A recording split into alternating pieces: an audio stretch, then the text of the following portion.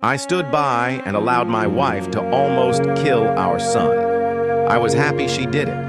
Okay, fair warning. This one is long as hell. Apologies for that, but this is very hard for me and I have been carrying it for a lot of years. On the advice of my therapist, I've written it all out to try to work out my feelings on it. He didn't advise me to submit it to Reddit, of course, but I have struggled with this for a long time, and I need to hear other people's opinion on it. I still really have no idea how I feel about it, even after all these years, but I will submit for judgment by the masses. I know I did wrong on some things, probably a lot of things.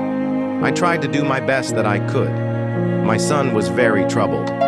Very troubled. If you have seen the movie We Need to Talk About Kevin, it will really help to understand what I'm talking about, because I swear to God, when I watched that film, I thought I was watching a documentary of my life. I felt like the writer must have had cameras hidden in my damn house. That's how accurate it was. The only difference is that in the movie, the boy appears normal to his father and only reveals his true nature to his mother. With my son, he didn't have that mask. His insane behavior was the same with everyone. From the day he was born, my son just came out wrong. He was planned. My wife and I tried to get pregnant and were ecstatic when he was born. He was wanted and loved. We showered affection on him and really tried to give him a happy childhood. But from the day we brought him home from the hospital, he was miserable. He cried for 13 months straight. I'm not exaggerating. 13 months without a break. He cried until he had no voice left and kept crying. You could see his little face scrunched up and no sound coming out, totally hoarse. There were times he would literally be crying in his sleep. I've never seen or heard of any other kid able to do that. We brought him to doctors, specialists, tried changing his diet, held him, rocked him, toys, swaddling, music, mobiles, everything we could think of. Nothing worked. 13 months of grading, grinding, no sleep hell. Once he got over the crying stage, we thought we were out of the woods, but it quickly became clear that for some unknown reason, he was just angry at being alive. I never saw that kid have a genuine, joyous smile once in the time I knew him. I saw him grin a vicious, horrible grin many times, taking a perverse pleasure from causing pain or suffering or breaking a rule.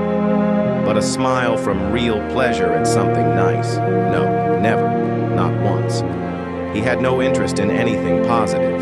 He was fueled by hate, and everything he did was bent toward that. As soon as he could walk, his mission in life was to destroy things. He would break or try to break anything that came in his range, smash it, chew it, throw it in the toilet, whatever he could. After a while, he figured out how to get his diaper off and took great pleasure in shitting and pissing anywhere he could.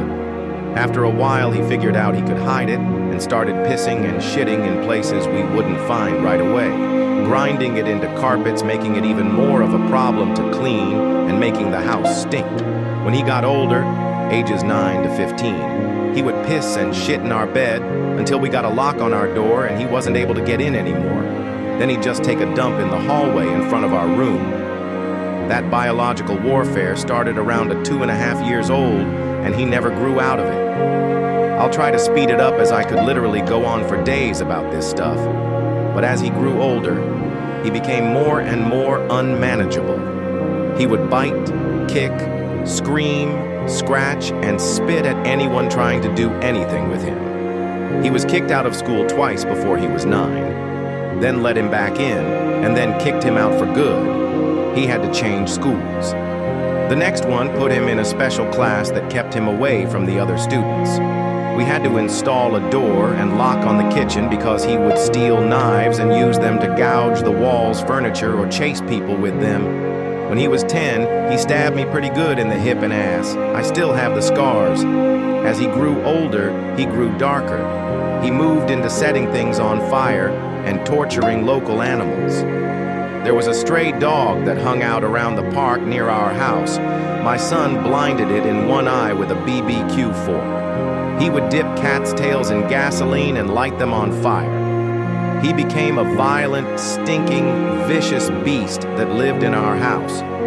We couldn't do anything with him. I will take this opportunity to preempt the tsunami of messages. Yes, we had the kid in fucking therapy. He saw a psychiatrist twice a week and had God knows how many different medications prescribed to him over the years. Nothing worked. Therapy didn't work. Meds didn't work.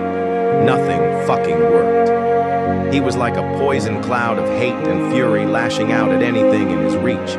When my son was 16, my wife got pregnant again. I can't tell.